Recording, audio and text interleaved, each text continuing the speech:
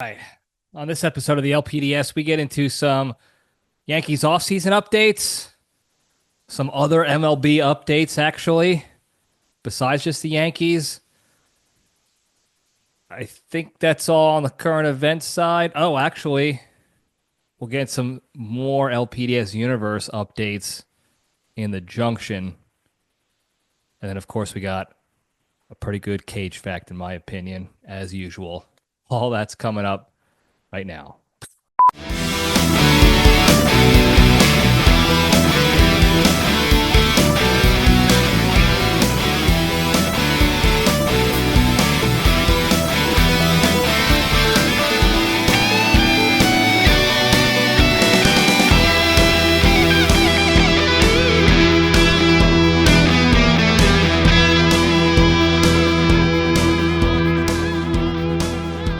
All right, jabronis, we're back. Welcome back to the Libretti Podcast Diary Show. I'm your host, Libretti. It's a show that talks about nothing but finds the lessons and everything. We try to have a good time doing it. Put my headset on over here real quick. Hope everybody had a good week. Mine has been super busy. By the time you're listening to this, I'm back in New Jersey in the motherland. Obviously, I recorded this beforehand. I'm in the midst of finishing up packing and organizing and getting the house secure over here at the LPDS compound, and then driving up over the weekend. So when this posts, it'll be in Jersey, but I need to record before because obviously I'm not going to be able to effectively record on the road and be able to post within the allotted time.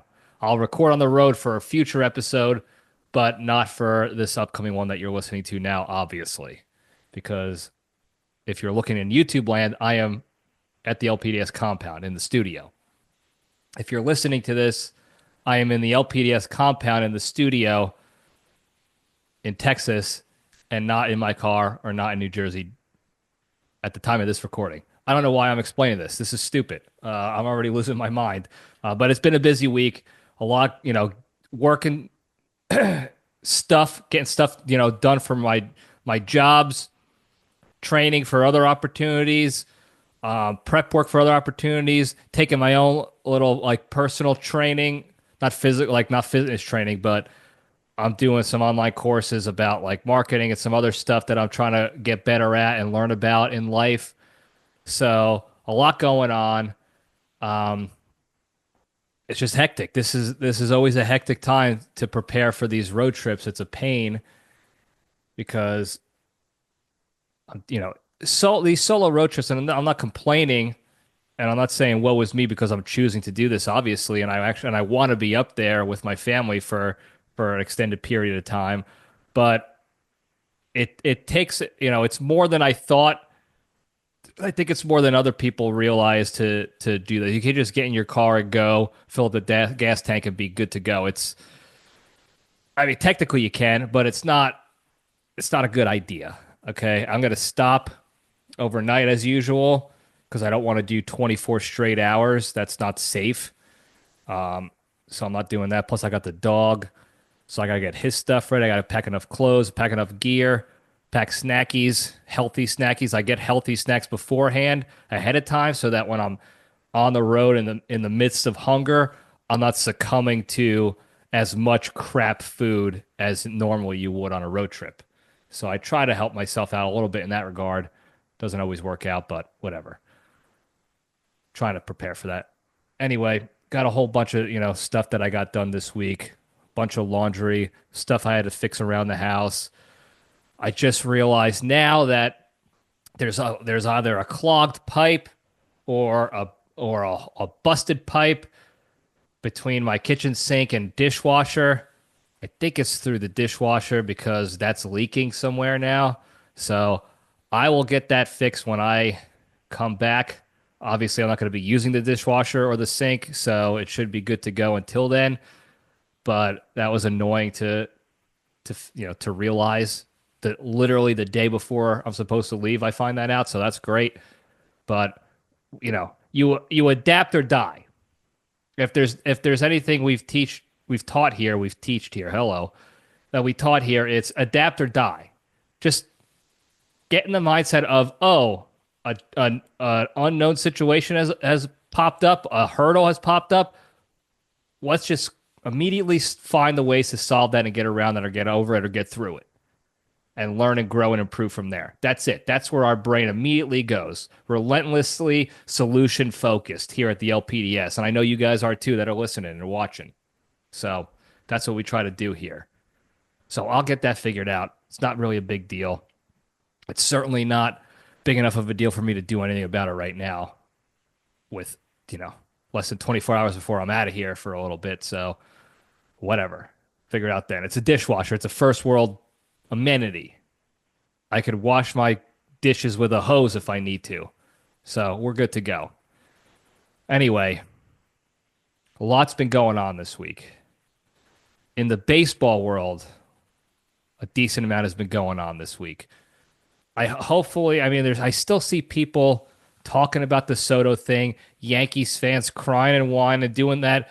You do the mental gymnastics like in denial of like, oh, we didn't want him anyway. Like I wanted Soto. There's not one self-respecting Yankee fan who wouldn't want him as part of the team. The issue or the division, that line in the sand of the difference between some of the fans right now and a smaller group of other fans, including myself and smart guys like the Creature and the Wet Cat and other Yankees fans of that nature, is you have a huge chunk of people in the Yankees community who are still angry at Soto for choosing the Mets over the Yankees and that he should have signed with the Yankees. It was a good enough deal, blah, blah, blah, all this crap. And then there's the other side who said the Yankees were stupid for even offering that much money. This guy is not worth even half of that. And he's a good player.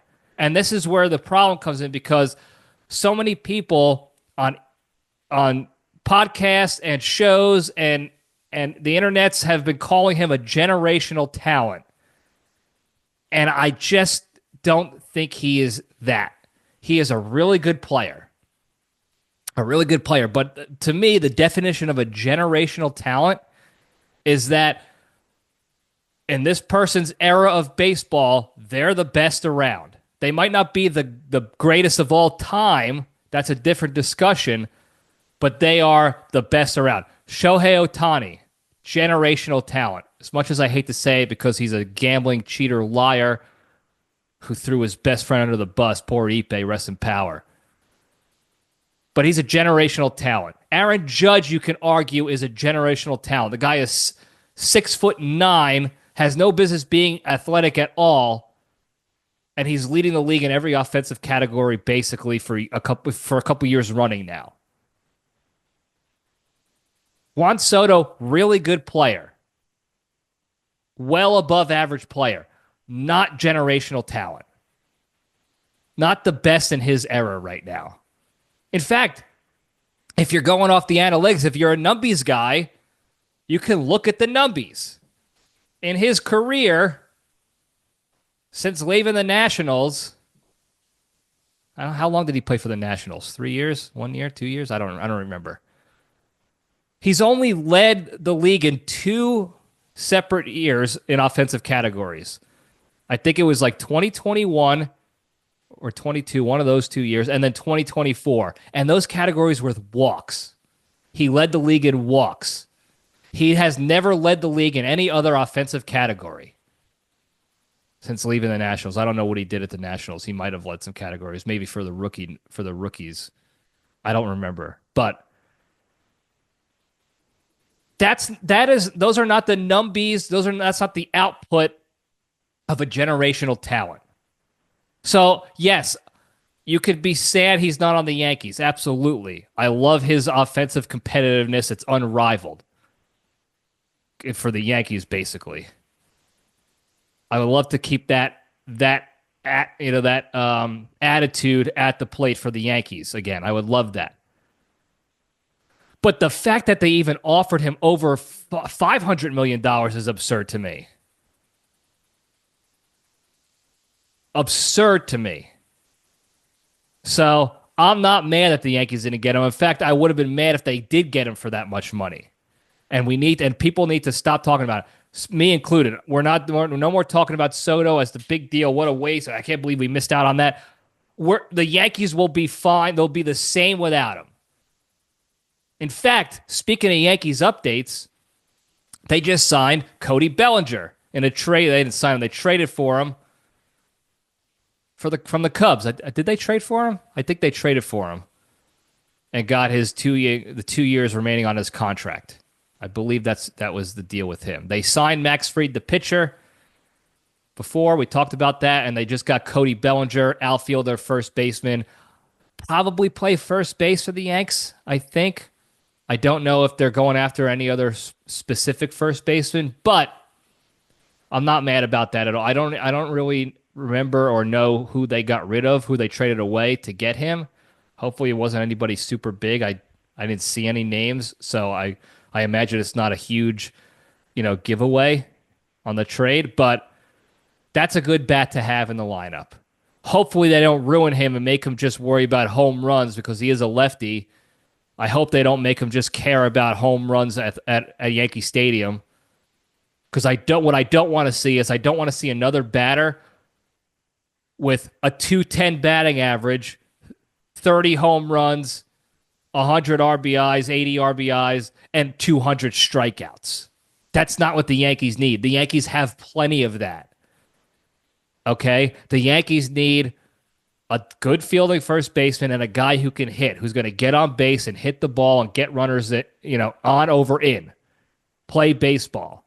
Because if you learn nothing from last season, last playoffs specifically, and really if you're paying attention, it's every year. It's the same thing. Okay? You could do the analytics. You could run all the analytics games and bullshit you want during the regular season and care only about exit velocity and home runs, whatever. The playoffs, once that playoff starts, you better know how to play some goddamn baseball or you're going to lose. If you don't have the fundamentals down to play baseball like it's supposed to be played, then you're going to lose. And the Yankees, for over the past decade plus, have not been a good baseball team. They've been a fun team to watch with the home runs and stuff, but they can't play baseball fundamentally nearly as well as they should be if they want to be actually competitive in the playoffs like they claim they want to be. So hopefully they don't change anything about Cody Bellinger. Keep him where he's at.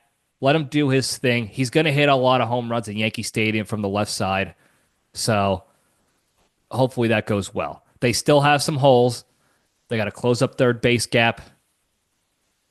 They got to do something. I'm assuming they're going to have Jazz Chisholm play second base. I don't know for sure. But that would be, that's where he should be playing there as opposed to third. So they got to close up third. They got to get another outfielder with a bat and not just rely on, hopefully, Jason Dominguez, does what everyone wants him to do.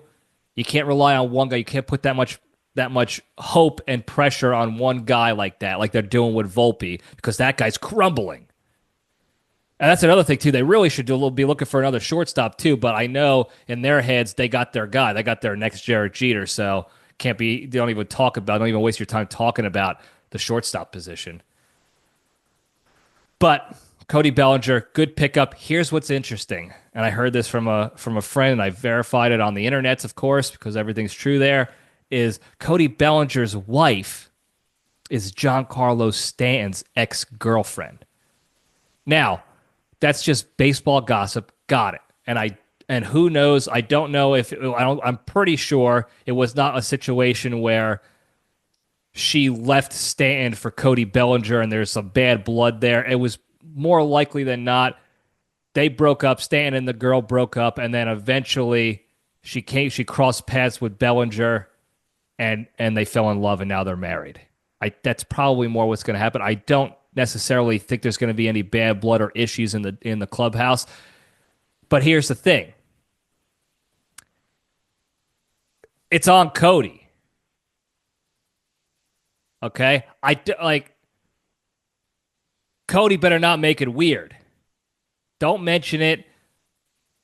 walk around on eggshells for a little bit, get a good feel of the situation, and make sure Stanton is not, angry about that. I don't think he will be, but if he is, or if you make him angry about it, if you say something or do something that suggests, if you're poking the bear, you're losing. Okay? Even Aaron Judge, I don't think would want to cross paths with Stan. It would be a tough match. It'd be close, but that the guy was made in a lab. Okay? He was made by some baseball scientists, and I think what happened was they were creating this super athlete baseball player, the premier baseball player, the ones you build in video games. And then something happened. I got to see what year he was born. I don't know if it was around like the stock market crash in the 80s or the Berlin Wall fell or something significant happened. The hostages in Iran, something significant happened, and the scientists had to stop abruptly. They had to close up shop, and they just said, "Look, this is we got the 80% solution, 75% solution here. He's living, breathing. He's still going to be a freak of sorts. Get him out there. We can't. We got to leave. We got to bail out on the operation before it's too late. So he's unfinished." Because he's got no legs. Okay? That's the only logical explanation for Giancarlo Stanton being able to hit the ball 150 miles an hour off the bat and break people's bones and kill them if he got them above the equator, hit them in the chest or higher, would absolutely turn them into mush. But he can't run, and it's an understanding in the entire baseball world. Oh, Giancarlo Stanton, yeah, he can't run. Why can't he run? Oh, because they had to stop. They didn't finish him in the lab, so he can move his legs, but they're basically Muppet legs, and they dangle. And if he hits a big pebble on the dirt, that's it. He's done. The lab created a shell and very basic motor skills below the waist for Stan. And everything else in there is on a hair trigger. At any moment, it can crumble the whole operation. He's basically, from the waist up, he's a marble statue, one of the most beautifully sculpted, perfectly assembled pieces of artwork from that Michelangelo, Da Vinci, all those geniuses combined came up and created this Adonis from the waist up. And then from the waist down, he's like a couple of long thigh-high socks from Hot Topic filled with mango pulp and rubber bands. And that's it. It's like that picture of the horse that they show when it says like how it started, how it ended. And the beginning of the horse, the first part of the drawing of the horse is beautiful and majestic. And in the end, it's an absolute nightmare to look at. That's Stan, above the waist, below the waist. The most perfect specimen to ever be concocted. And then below the belt, nothing. A waterbed. And still, he's still scary. Imagine if they finished the project. Imagine if they finished the experiment and they gave him legs and baseball mechanics below the waist with the legs. Talk about a generational talent. He would be in contention easily for the best in the history of baseball. So if I were Cody Bellinger, I would stay away, assess the situation, make sure that you're okay to talk to him Because if he's not okay with you, or if you do anything to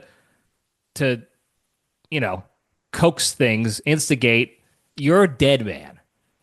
The only thing you can do is run away. And you can only run for so long. So you don't want to do that. And you're going to be on the same team, so you can only run so far. And you're gonna put the other players in jeopardy if he catches you on a flight. If you guys are flying back from a road trip or something, and you instigate and you set him off, the whole plane's going down. He's gonna throw you through the plane, and the pressure is gonna suck everybody out, and you're gonna have a University of Marshall situation where an entire organization goes down in one fell swoop because you couldn't keep your mouth shut and you angered playoff Stan. So be mindful of that, Cody.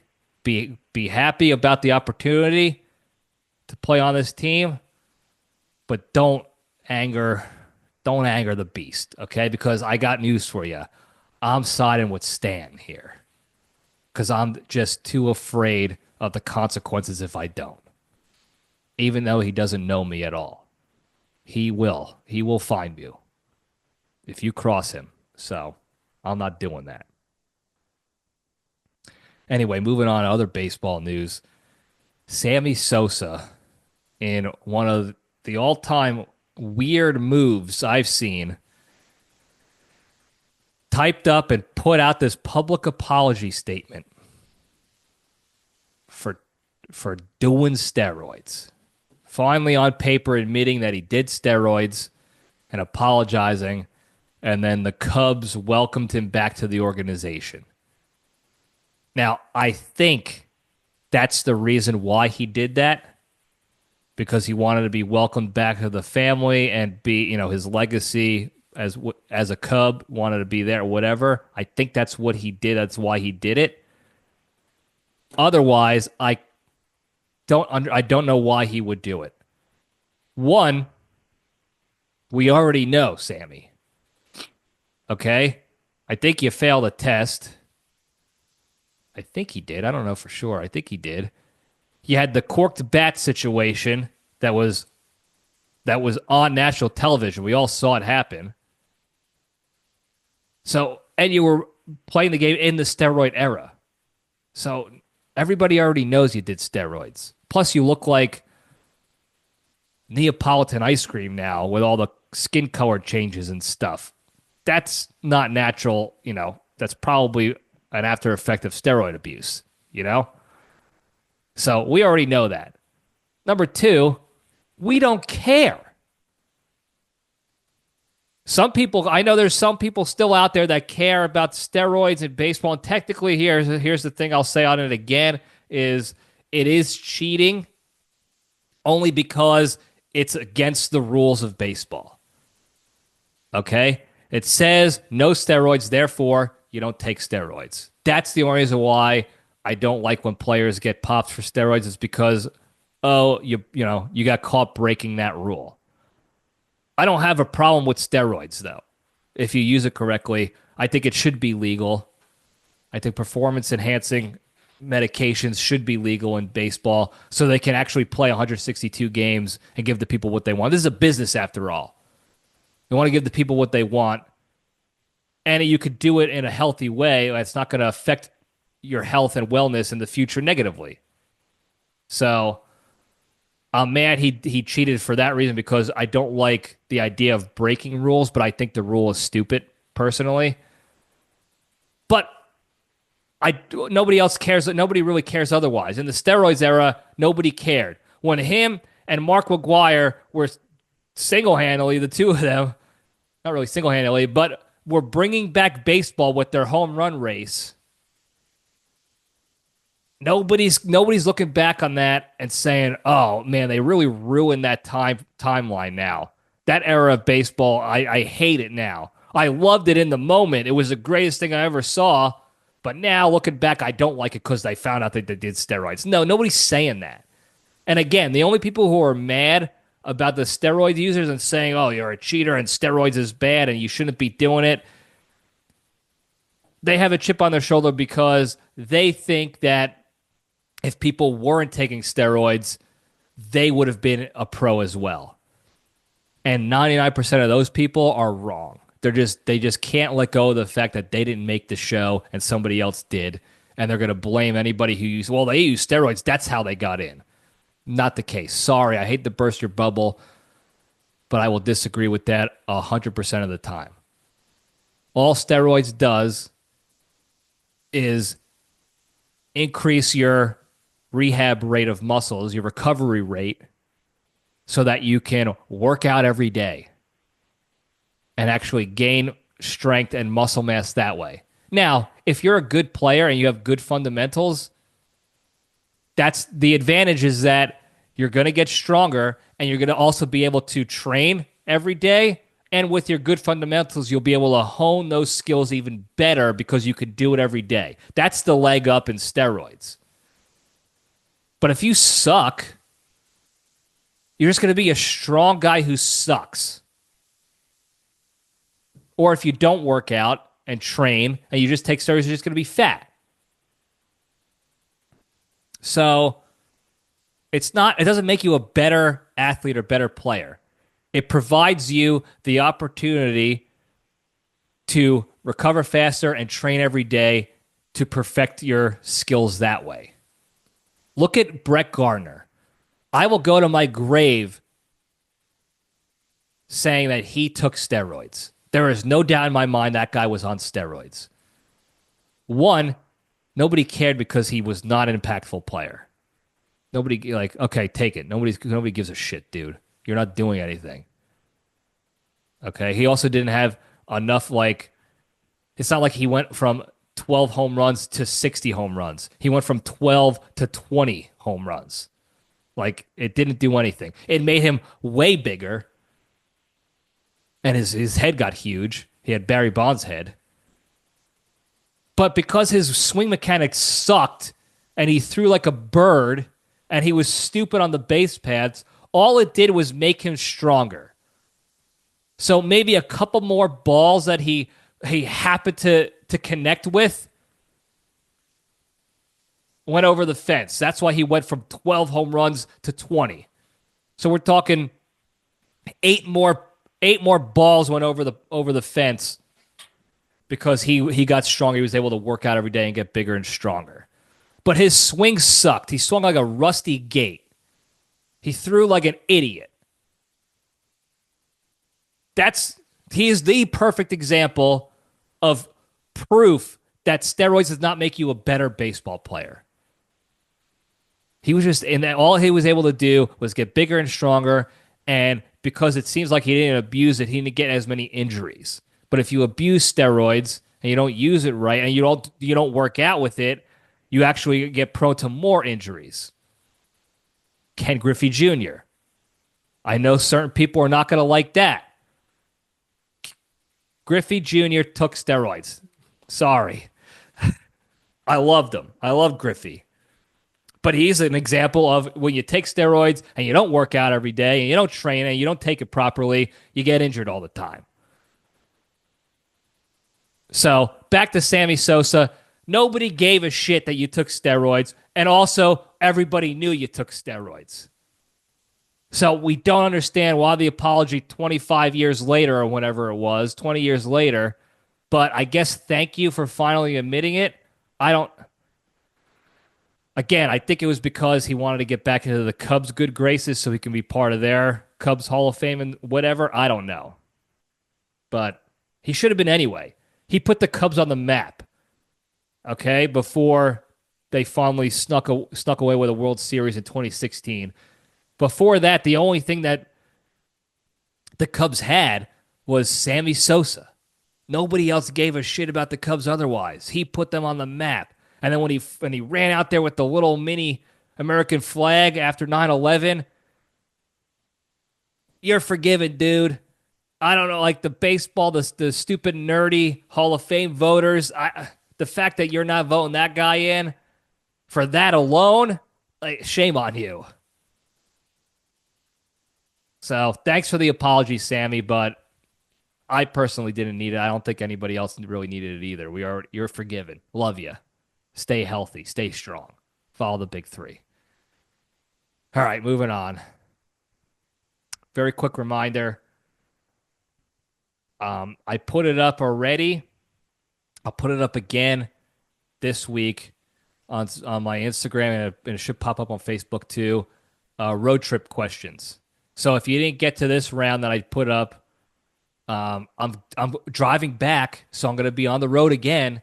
So I'll take your questions and topics for then too, for that trip back. So stay tuned for that. But appreciate the people who provided submissions thus far. Thank you. It makes the road trips, a little bit better, and it makes the episode recordings a little bit easier too. So I appreciate that. All right. Before we get into the good stuff, I've been watching, as you know, I watch the Hallmark Christmas movies. I watch a whole bunch of different Christmas movies, but my go-to when I have other shit to do at night and I'm not hitting sticks, I got Hallmark on in the background and I'm watching their movies. And once again, for the I don't know how many 6th year in a row, I will be emailing them and contacting them to offer my services to help them with their script writing and storylines and dialogue. Now, I love them. I love the cheesy the storylines. I don't like they're fine with those. The cheesy ones, I got it. That's fine. The fact that there's nothing actual based in reality on just about all of these movies, don't care. I'm not there for that. You want reality-based holiday Christmas movies? Go to Lifetime. You could go there. I think even Hallmark Movies and Mysteries, they have a little bit more reality-based. They have a good amount of movies that were based on true events, at least. So you could go there for that. Regular Hallmark is there for, I want to escape reality. I want to pretend for this 2-hour stint that I have a chance at love in the most ridiculous, unrealistic, unfathomable way possible. I want to be a lumberjack. I want to be the heir to my family's Christmas tree farm and hot cocoa stand. And I want this big city girl to come back home or to get stranded in this small Christmas town, because apparently there are thousands of Christmas towns all over America just secretly existing all year round. And I want these hot babe city broads to come back down. I'm going to get shit for calling them broads, but hey, this is a comedy podcast.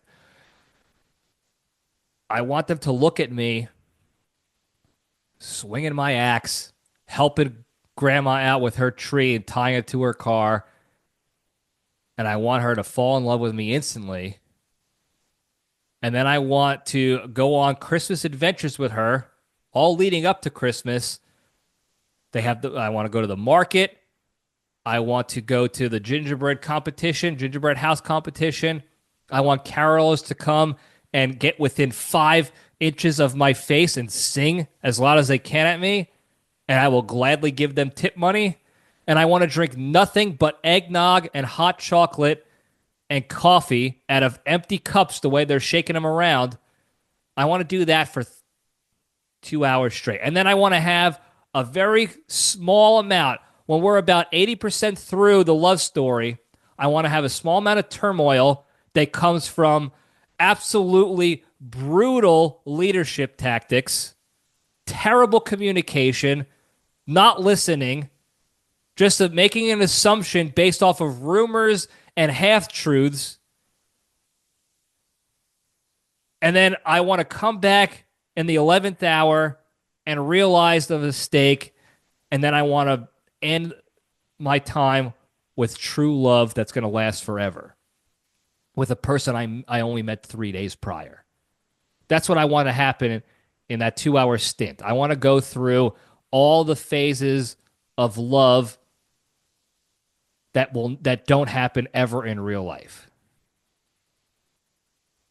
Okay, and I want it to be based around Christmas. And I want Santa to be real in there. I want the magic of Santa Claus to happen throughout the movie, and that's why the love works in that way, because Santa Claus. That's what I want. However,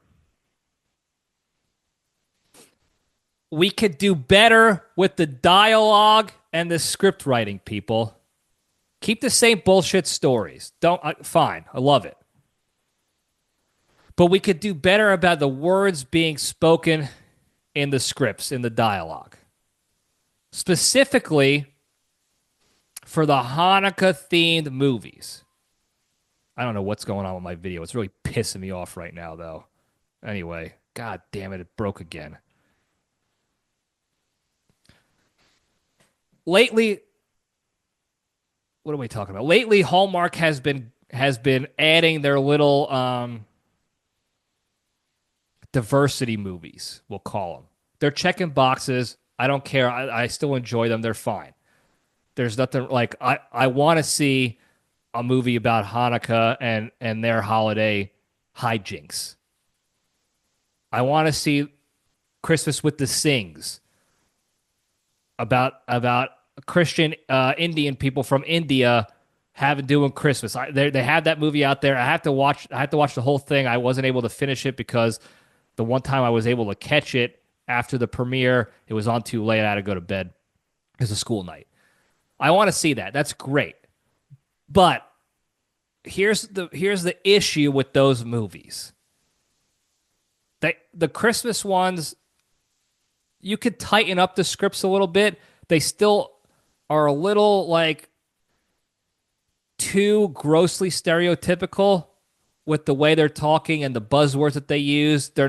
That's not normal conversation mostly. Some of the stuff you could still tighten up and make it sound a little bit more normal.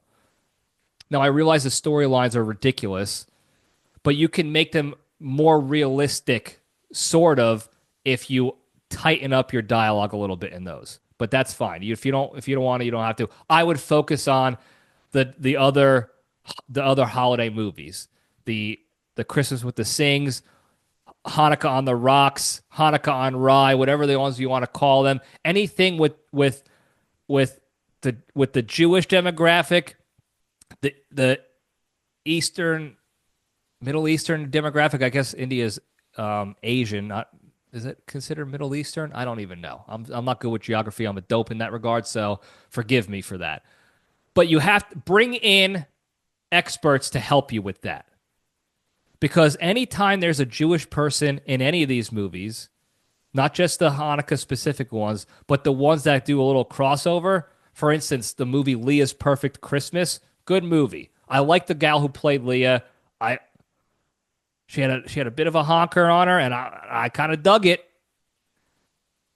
But the movie was basically, she's a Jewish gal, and she's dating a Christian fella, and she's going to his family's house for Christmas.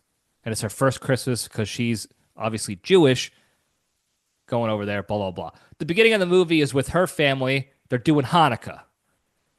And the dialogue there, this is what happens. This is what I think is happening over at Hallmark, is the people that they hire to write these scripts and screenplays for these particular movies, they're just regular Hallmark employees. I don't think any of them are Jewish or Indian or Asian.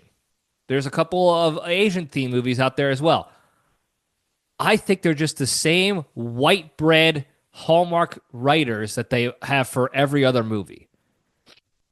And obviously, they've been successful in their other movies for so long. It's like, yeah, obviously we're going to give them the screenplay to write because they're our writing team. But, yeah, at least bring in consultants who are experts. Bring in a couple of New York Jews who have seen a Hanukkah or two and have talked to other Jewish people before and Christians and could tell you how the dialogue should sound. Because I'm convinced that these writers just heard, I got to write a movie about Hanukkah, and they went over to Google or the internet, Alta Vista, Ask Jeeves, Ask Jews, and they just wrote Jewish holiday stuff. What do Jews like to say? How do Jewish people talk? And then they got whatever Google punched out for them, and they're like, this is perfect. This is what I'll do. And it ends up being like the most stereotypical, almost disrespectful dialogue and screenplay you will see in these movies. It's almost this. I know they're not doing it on purpose. They're trying to celebrate the different holidays that go on around this time, and I love that. And like I said, I watch those. I like the movies. But it's so unrealistic. I grew up in a town. I went to 20 bar mitzvahs in middle school. That's how many Jewish friends I had. That's not even counting the Jewish people I went to school with that didn't like me. I went to 20 bar mitzvahs. That's got to be a record for a non-Jewish person. So I grew up with them. My college roommate, the LPDS number one enemy, public enemy of the LPDS, Oswald Cobblepot, Corey, Davids, Dangerous D. He's Jewish. He used to celebrate Passover in college, and I used to celebrate Passover with him because I didn't want him to feel left out. I am familiar with the Jewish people and their holidays and also how they have conversations, which, shockingly enough, is exactly how every other regular human has conversations. So to mix in these Yiddish buzzwords in every sentence of the dialogue in these movies is just not realistic. In Leah's Perfect Christmas, somebody gave her something and she's like, oh, you're a mensch, thanks. I have never heard somebody call somebody else a mensch unironically. The only times I've ever heard them say that is when they're saying it as a joke and making fun of the stereotypical, like, old Jewish woman who talks in Yiddish. That's it. They don't all use the buzzwords and the stereotypes like that. And these movies are only stereotypes. It's crazy. Every male main character is basically a doctor. Every female character is basically a lawyer, or they're in finance in some way, shape, or form. That's crazy. You are playing right into the stereotypes that they've been trying to get away from for decades now. It's almost like they had Kanye West write these scripts. Give him some credit here. And they're not speaking in Yiddish and my bubby does this and my babka and this. They're not doing that all the time. Stop doing that to them in these movies.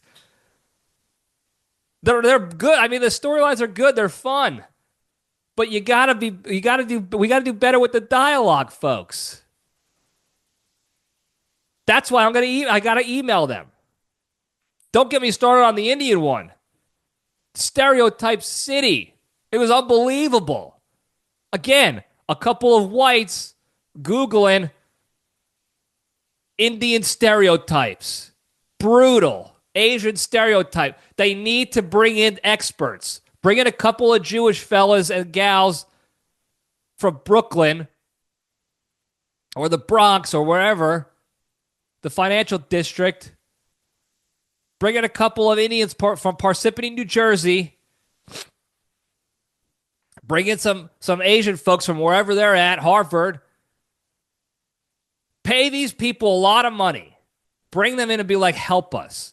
I don't want to disrespect your culture, but we want to celebrate it and make these awesome movies so that not only you can watch them, everybody can watch them and know this is not only fun and entertaining, but this is realistic. And that's just not happening right now. There's no way these people are watching these movies and are like, oh, yeah, that's exactly how we are. I say mention and and holla all the time. We got to be better. We got to drop the stereotypes. We got to get some experts in there to help them out. And I could do that.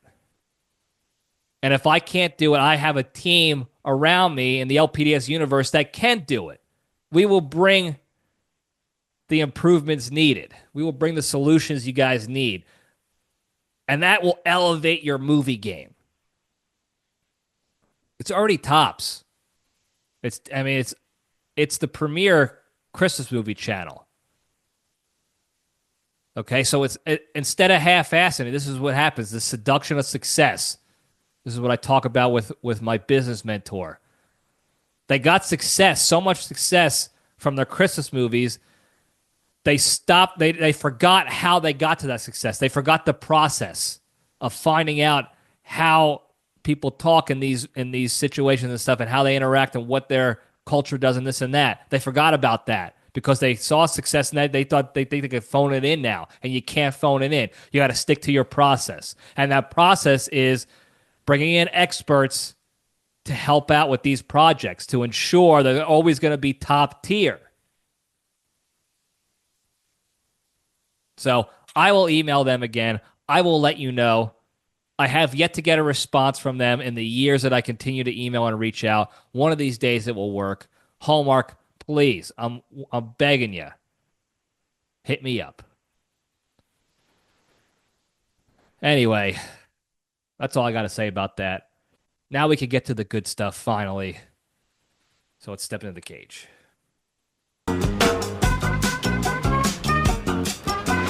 Okay, let's run. All right. Today's Into the Cage segment is proudly sponsored by Tony Rigatoni's Hot Stove Spray. Do you like to go to a restaurant, order a big meal, then head right to the bathroom to unleash a pre-meal hot stove, but are embarrassed by the smell that engulfs the entire establishment, ruining the food and getting you banned from the toilet altogether? Then get yourself some Hot Stove Spray today from Tony Riggs. HSSD uses a proprietary blend of homemade chemicals imported from Chernobyl that doesn't just mask odors, it neutralizes them. Even the most sinister, disgusting, and vile post-hot stove smells don't stand a chance.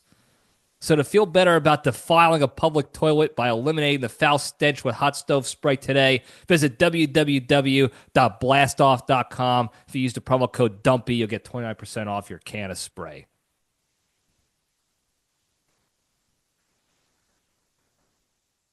Matches don't work, folks.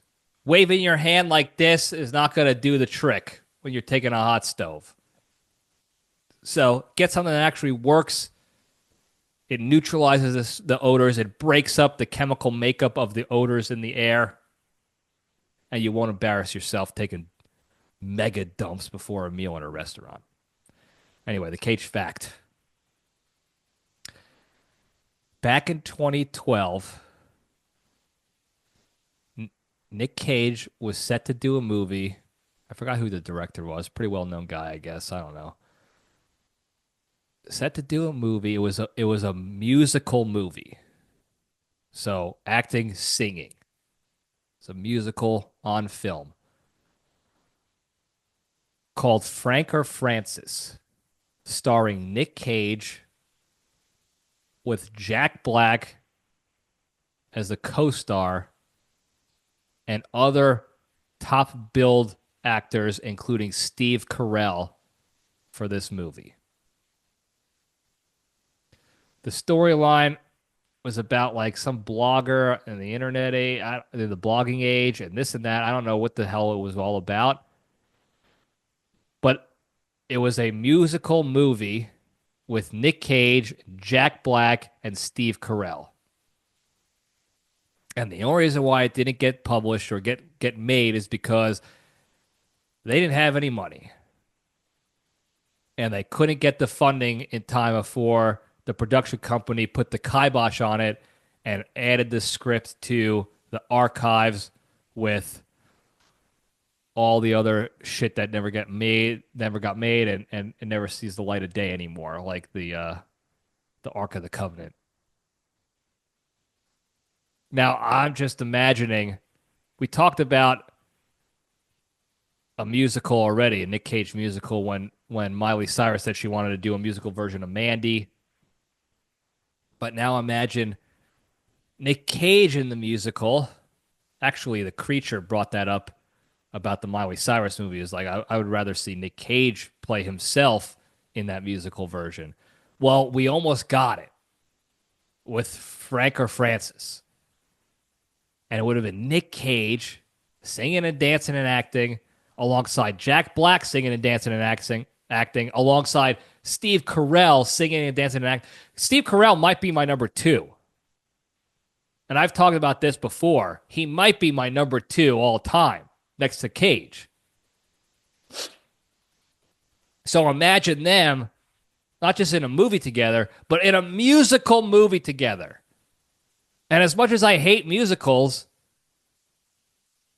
I don't think there would have been anything better. Now, the movie is not totally dead.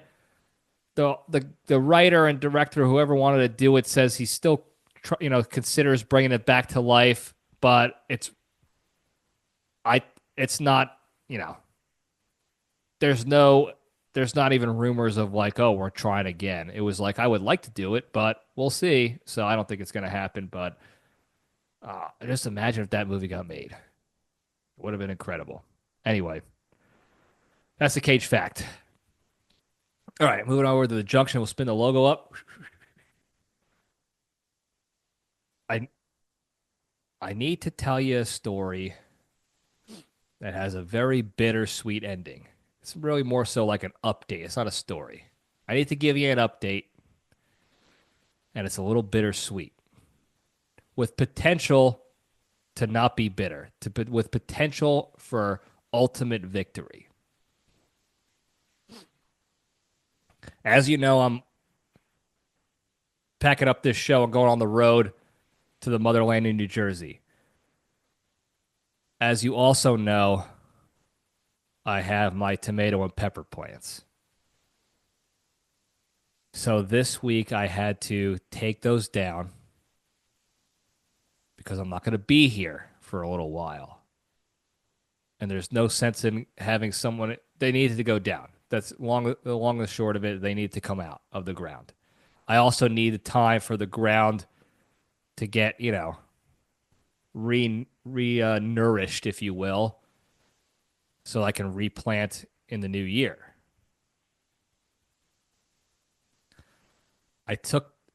We talked about this previously. I said I was looking at the tomato plants and I had about 15 or 20 tomatoes that I could see that were on the cusp.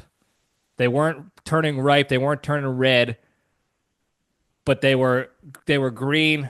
They were getting there, but I don't think they were going to get there. That was the window of time we were talking about. But if they got green enough, I can do there's some tactics you can do, you can try that will ripen them. You put them in like a cardboard box or a brown paper bag, and you put like a banana or an apple in there, and like the chemicals, the ethylene or whatever in the banana and apple help the ripening process with the tomatoes, and it actually works. My old man has been doing it with his tomatoes a couple months ago, and he said it worked pretty damn well. So there's some ways I was thinking like, oh, I could get these 10 or 20, and then I could make one serving of sauce. Remember, that was the whole thing. One serving of sauce I could turn into tomato sauce, red gravy, whatever you call it, and be good to go.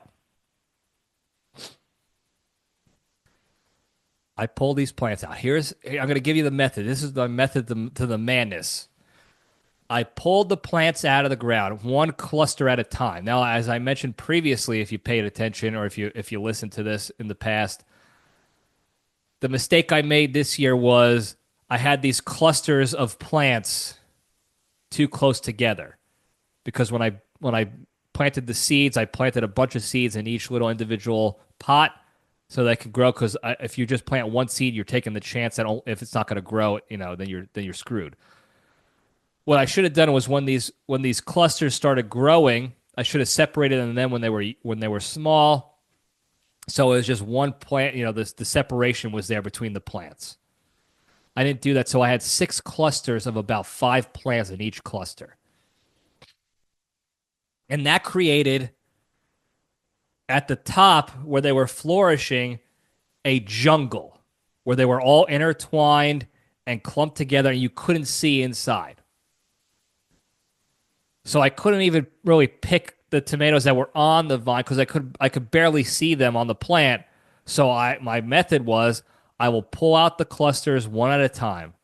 I will take them out and put them, spread them out in the yard, and then whatever tomatoes are on there that are salvageable, I would pull. And I was like, I don't know. And I did it with the peppers too. The peppers are obviously easier because they weren't clustered together. So I got a good mess of peppers in the final pull, in the final harvest. So I'm excited for that. I got a full Ziploc bag of peppers, which is great. And I was thinking 10 to 20 tomatoes, which would be a full Ziploc bag of tomatoes. Not even. It would be half a Ziploc bag, actually.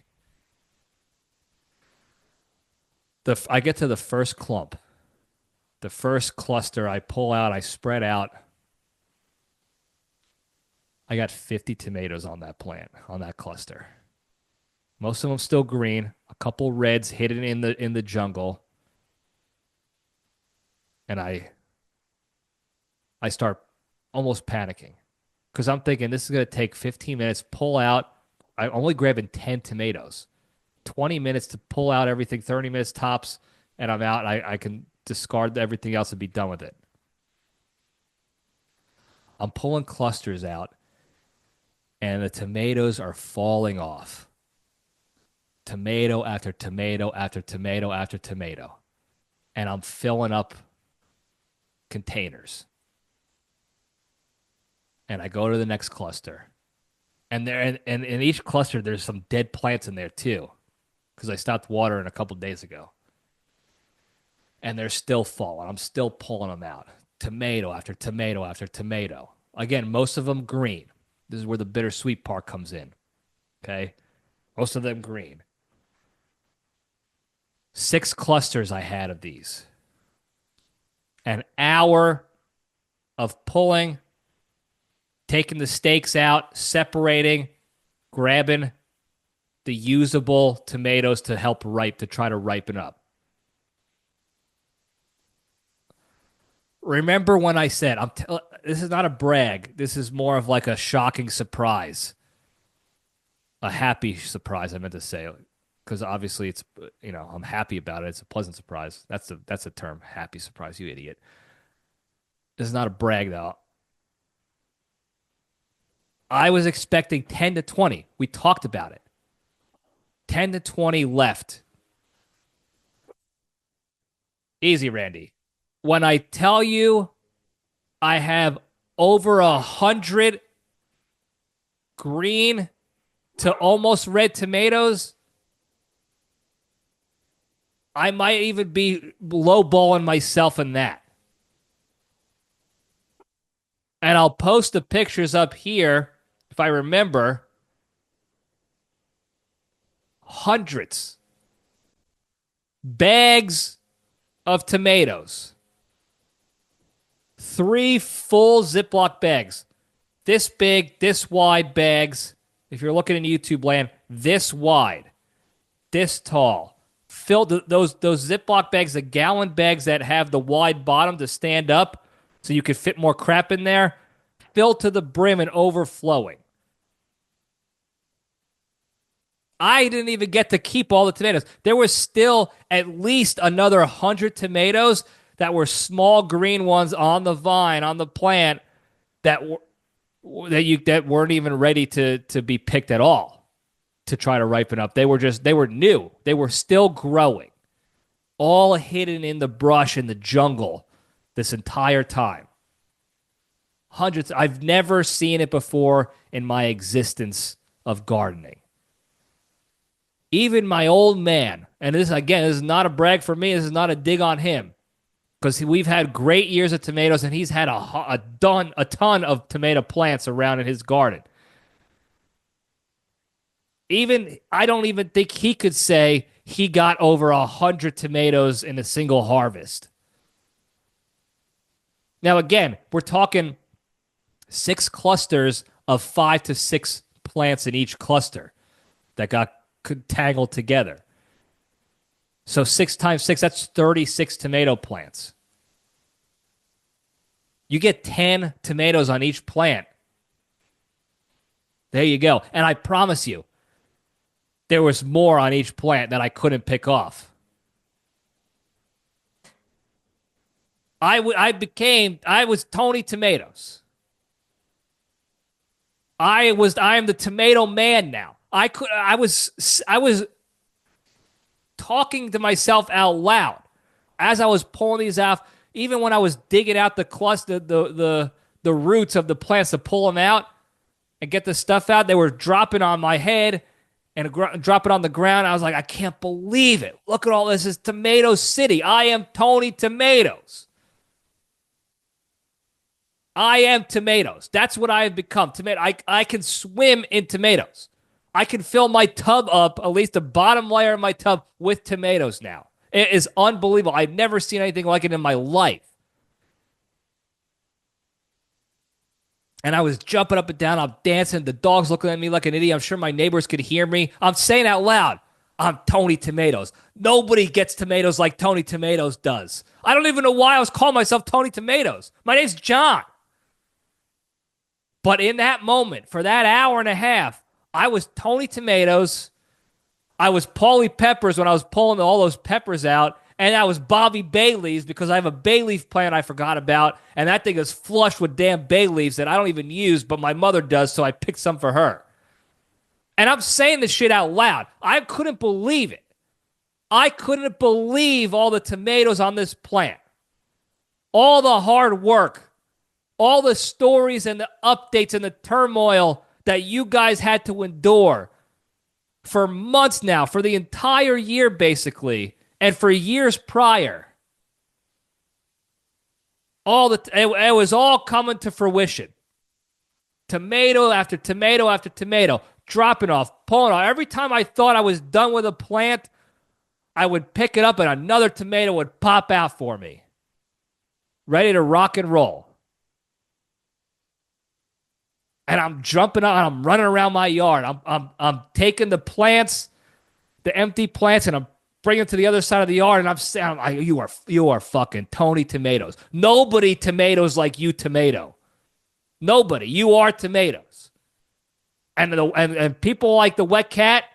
I know you're a no tomatoes guy. I know. So I would be your arch nemesis. You are the wet cat. I am Tony Tomatoes. Because that's all I am. I am tomatoes now. I am flush with tomatoes. I am the villain, and my weapon is tomatoes. I don't know what I would do with them, but it doesn't matter. I have so many of them. I'll figure it out. I'm flush with them, and I couldn't stop saying it. It sounded so dumb. I wish it was recorded. I'm saying out loud to myself. I wasn't being recorded. This wasn't a movie. This wasn't like in a movie or a TV show where people are talking to themselves just so you have dialogue. But in real life, it doesn't really happen like that. It was happening like that in real life.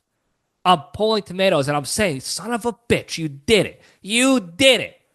All the hard work, all the watering and the pruning and the staking and the protecting and the fertilizing on the ground, the pulling of the weeds.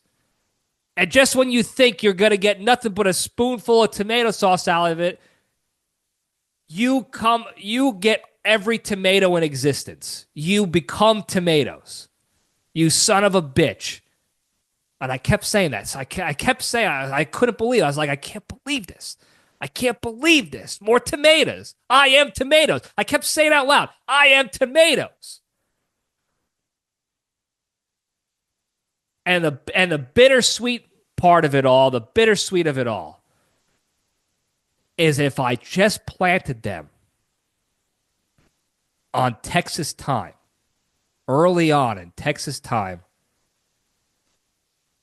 those tomatoes would guarantee be ready for sauce and to give to others and to pass out to the whole town, to the whole city.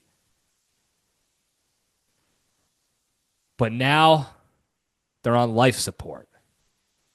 And I don't know if they're going to make it. And it was hard enough having to make the decision on the battlefield today of the tomatoes I couldn't take with me. There was just too many.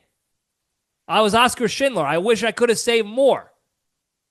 There was just too many, and they weren't ready enough. There was no hope for them. There wasn't enough lifeboats on the Titanic to save all of these people, all the tomatoes. And I had to let a bunch go. I had to let at least 100 go. That's how many there were on these plants. And this is no shit. No bullshit. No shit. No bullshit. I'll show you the pictures of the bowls I had them in. And that's just the ones I kept. I pulled a bunch off. I put them in bowls. And then I had to throw even a couple more out from there because they were unsalvageable. And I still got this full cardboard box full of tomatoes. Now, a lot of them are small, obviously. They didn't get a chance to grow all the way through. And they're the small type they're the Roma tomatoes anyway because they're for the sauce. They're not for sandwiches to slice up. So it's a different type of tomato. But I shit you not, I've never had that much tomato in my life. And that's what almost sucks about it. Is not only did I have to, in the heat of battle, leave some behind. You know, the toughest thing you could do in battle is have to leave someone behind. You always say no man left behind.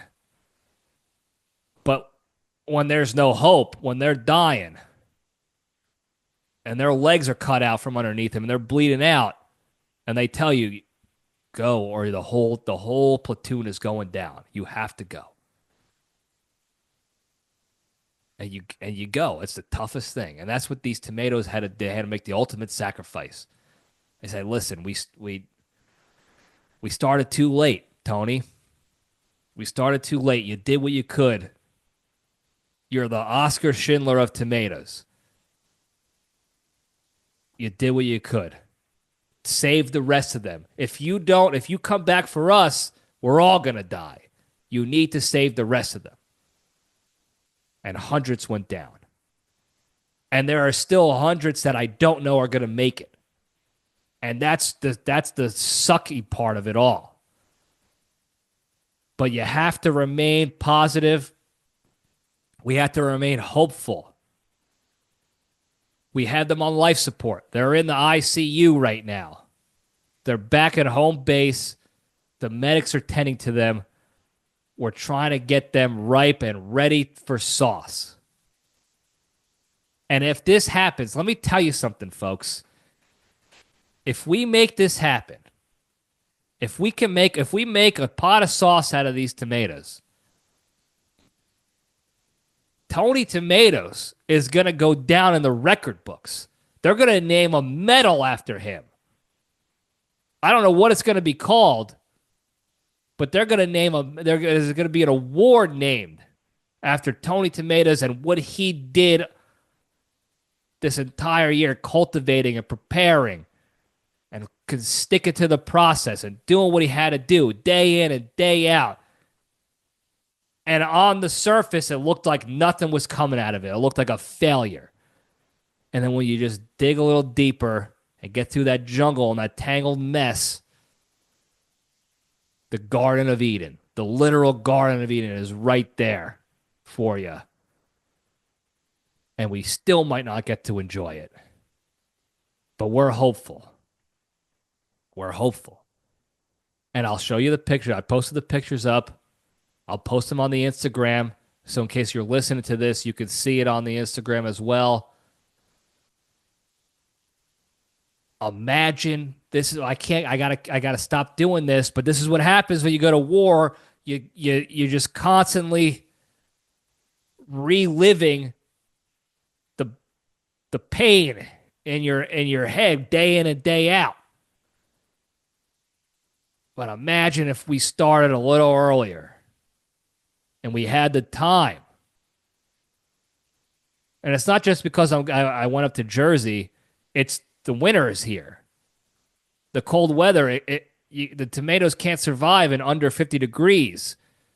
And it gets under 50 degrees now here, at least at nighttime.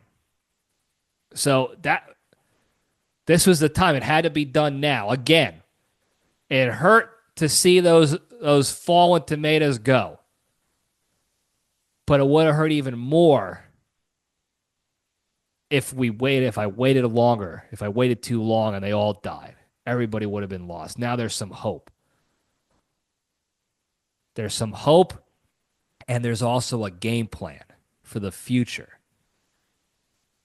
Because next year, I'm bringing my mini pots, my mini plastic pots to the motherland with me, and my seeds that I have, and I'm planting them while I'm up there. And I'm bringing them back with me already planted. So when I get back to the LPDS compound, we're starting.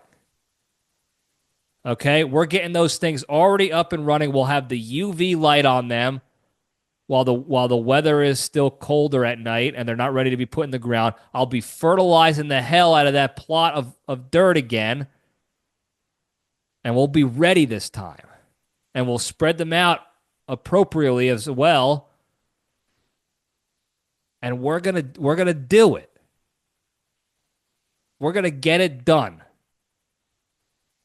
We still could get. I can't keep going to the negative. But imagine if we started earlier. All those tomatoes that are gone would not have been gone, and all these tomatoes who might be gone also would not have been. It would have been like Scrooge McDuck, but instead of diving into a pool of gold coins, we're diving into tomatoes. And that's exactly what an arch enemy would do. A villain to the Wet Cat and the No Tomato Clan. That's exactly what we would do. We would be diving into a pool of tomatoes. And that's what we could be doing next year. I've never felt so much sense of accomplishment and failure in the same breath as I have pulling those tomatoes off the vines, off the plants. But for at least an hour and a half of my existence, of our existence in the LPDS, because we're in this together. For at least an hour and a half today, we were tomatoes. We were the most successful tomato growers outside of farmers in the history of this country, maybe even the world. Nobody could see the tomatoes. No, I don't even know what to say. I just keep saying nobody. I'm a nobody. Nobody could have imagined it was raining down tomatoes on my head, literally it hit me in the head. I didn't know what to do with myself.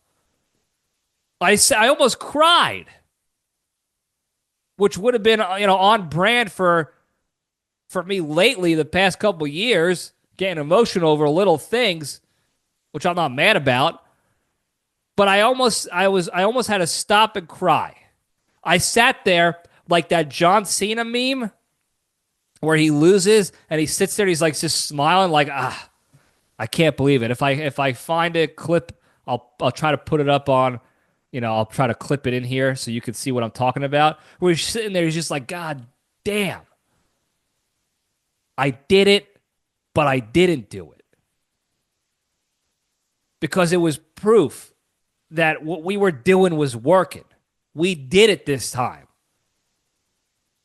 What we did with the watering and the spraying of the natural, anti-bug stuff and anti-mold stuff and all that crap that we did, and the weeding and the sunlight and the staking and the pruning, it was right. It worked. We did it. But we also missed out on it. And that dichotomy of feelings, that was, again, I've never felt so much accomplishment and so much defeat in a single moment. And it hit me at the same time too. Because again, I was Tony Tomato. I was yelling out loud. I don't even know where I came up with. That's what I just started saying, because of alliteration. I was pulling tomatoes off, and I kept saying, like, I can't believe this. Look, another tomato. And I go, you did it. You are tomatoes. You're Tony Tomato. You did it. As I'm pulling off, I was like, oh my God, you did it again. Another tomato. Oh my God, look at this clump of tomatoes. You son of a bitch, you did it. You're Tony Tomato. For that hour and a half, nobody was better at tomatoes than me. I was tomatoes. I don't know. What the hell does that mean? But I was saying it. I was tomatoes for an hour and 37 minutes to be exact. I timed it. I was looking at my watch because I had to get a lot of stuff done. And for an hour and 37 minutes, I was Tony Tomato. And immediately, I felt that sense of defeat of what could have been. I could have saved one more tomato. If I just planted them outside 1 day earlier, 1 week earlier, 1 hour earlier, I could have saved them all. I could have had one more tomato. I could have had one more red tomato. We could have done it. But there's still hope. The Peppers, Paulie Peppers was unbelievably successful this year, as I've said in the past couple of weeks and even up to now. 2 weeks ago, I pulled Peppers off. And I made them. They're all ready to go. I actually saved a bunch so I could bring home to my old man so he could have some cooked ones that I made for him. This week, just today alone, I pulled off another bag full. The Peppers were wildly successful. So Paulie Peppers, and I even said, I was like, what can I do for this one? Oh, Paulie Peppers, done. The tomatoes were the big question mark. That was my Eleanor in the gardening world for years now. And if you don't know what I mean by that reference, you must be new to this show. And I'm not going to explain it. Even though I over-explain everything to people, I'm not going to explain that one. But the tomato game was my Eleanor, growing tomatoes. It was my Eleanor. And it was always the big question mark. And then we did it.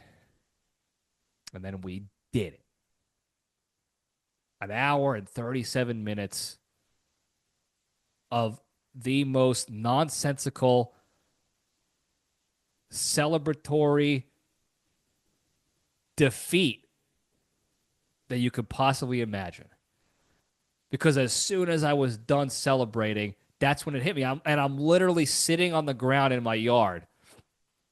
I'm sitting on the pad. I have the flat pad that you can kneel on because I got Osgood-Schlatter, so I need some pads. No jokes. Don't do jokes with that. And I'm sitting there, and that's when it hit me. I see all these tomatoes, most of them green, obviously, and I'm sitting there, and I'm like, damn it.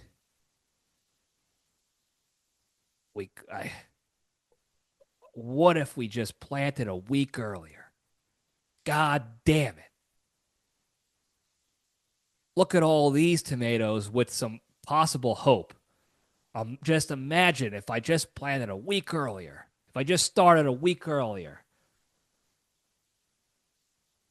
But we did it. You think Apollo 13 was the most successful failure in the history of this world? Come over to the LPDS compound. Because we got no sauce. Everyone's going to see that as a failure. Oh, you didn't make the pot of sauce like you wanted to. But what we did was right. Everything we did, the process to getting to where we wanted to go was right. And I know I sound like Brian Cashin, where we're not results-oriented, we're process-oriented, and the process works for us. His process sucks. So I don't agree with him in that regard at all. But our process does not suck. And the proof is right there in those pictures I posted on the Instagrams with all those tomatoes. And not pictured are the ones that didn't make it, the fallen soldiers. And I couldn't be more proud of our efforts here, folks. I couldn't be more proud, despite the fact that we still may not get any sauce or any ripe tomatoes out of this bunch. The fact that they were growing in droves like nothing you've ever seen before, that's the victory. And that's thanks to you guys. We did it. For an hour and 37 minutes, we were tomatoes.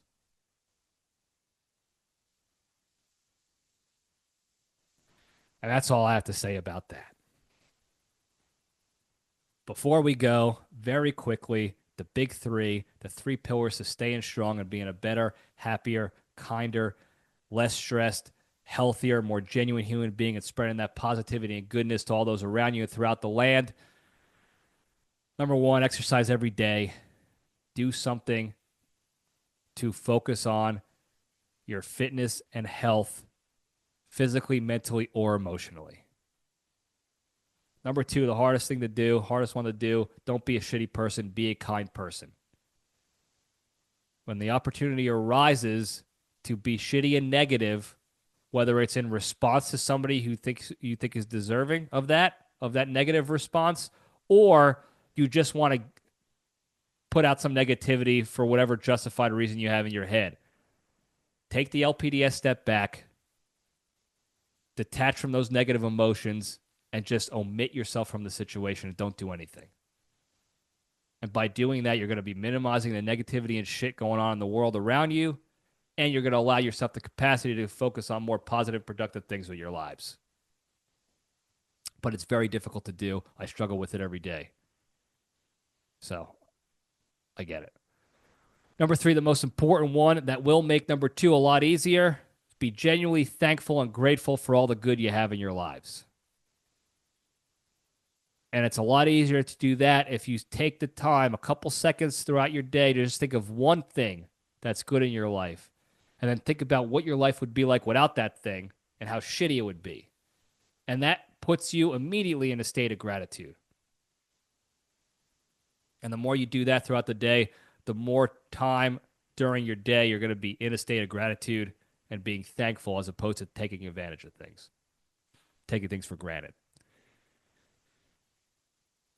And if you do all these three things a little bit each and every day, I promise you, you'll be a better, happier, kinder, healthier, less stressed, more genuine human being. You'll be able to spread that positivity and goodness to all those around you throughout the land.